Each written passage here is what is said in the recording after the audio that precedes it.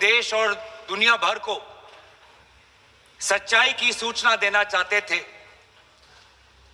और कुछ ऐसे ताकत थे, ऐसे शक्तियां थी जो भ्रम का सूचना सारे देश में, सारे दुनिया में फैला देते। और इसीलिए इस चर्चा का विशेष मांग यह है कि आज सच्चाई सदन में आनी चाहिए।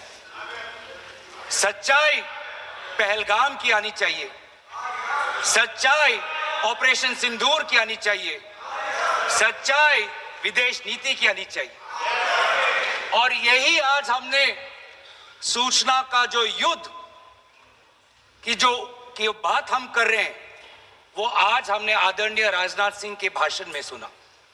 बहुत से सूचनाएं दी उन्होंने, बहुत से जानकारी दी, लेकिन रक्षा मंत्री होने के नाते ये नहीं कहा कि पहलगाम में दहशतगर्द कैसे आए। ये नहीं कहा कि बेसारन में जहां पर 1000 लोग जाते हैं, खुशियां मनाते हैं, कैसे 5 दहशतगर्द वहां पर जाकर 26 लोगों की गोलियों से छलनी करते हैं। ये बात, ये सूचना रक्षा मंत्री ने नहीं दी। यही है सूचना का युद्ध कि इतनी जानकारी देते हैं कि कभी कभी सवाल पूछना भी भूल जाते। और आज ये है हमारे विपक्ष का कर्तव्य कि हम सवाल पूछेंगे देश हित में, राष्ट्र हित में। आज देश ये जानना चाहता है कि वो 5 दहशतगर्द कैसे घुसे, और उन दहशतगर्दों का भी मकसद था। पाकिस्तान से आए हुए वो दहशतगर्दों का क्या मकसद था? उनका मकसद था कि जम्मू कश्मीर की अर्थव्यवस्था को तनाव करना, विनाश करना। उनका मकसद था कि भारत देश में एक सांप्रदायिक वातावरण का जन्म देना। उनका मकसद यह था कि भारत और पाकिस्तान का एक हाइफिनेशन होना, यह था उनका मकसद। लेकिन सर, मुझे दुख है कि आज राजनाथ सिंह जी ने सैनिकों की बात तो की, लेकिन जो हमारे भारत की जो आवाम है, जो जनता है, जो उन्होंने पाकिस्तान के दहशतगर्दों का पूरी जो मंशा है, उस पर उन्होंने पूरा नकारा। और हम एकजुट रहे, हम मुझे भारतीय होने का गर्व है। हमने देखा बेसारन में कि किस प्रकार से जम्मू और कश्मीर के लोगों ने पूरे देश भर से आए हुए जितने भी पर्यटक थे, उनकी मदद की। हमने ये देखा कि किस प्रकार से देश भर के जो पर्यटक जो जम्मू कश्मीर में थे, उन्होंने अपने जम्मू कश्मीर के भाइयों को धन्यवाद दिया। बेसारन में कि किस प्रकार से जम्मू और कश्मीर के लोगों ने पूरे देश भर से आए हुए जितने भी पर्यटक थे, उनकी मदद की। हमने ये देखा कि किस प्रकार से देश भर के जो पर्यटक जो जम्मू कश्मीर में थे, उन्होंने अपने जम्मू कश्मीर के भाइयों को धन्यवाद दिया।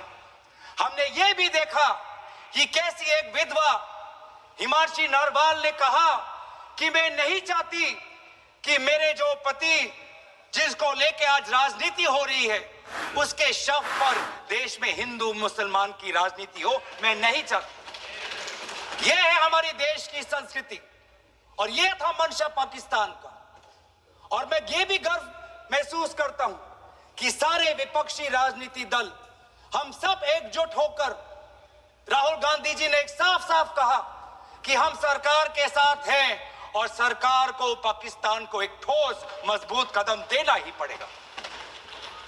लेकिन देश ये भी जानना चाहता है, वे 26 लोग जो पहलगाम की आनी चाहिए, सच्चाई ऑपरेशन सिंदूर की आनी चाहिए, सच्चाई विदेश नीति की आनी चाहिए।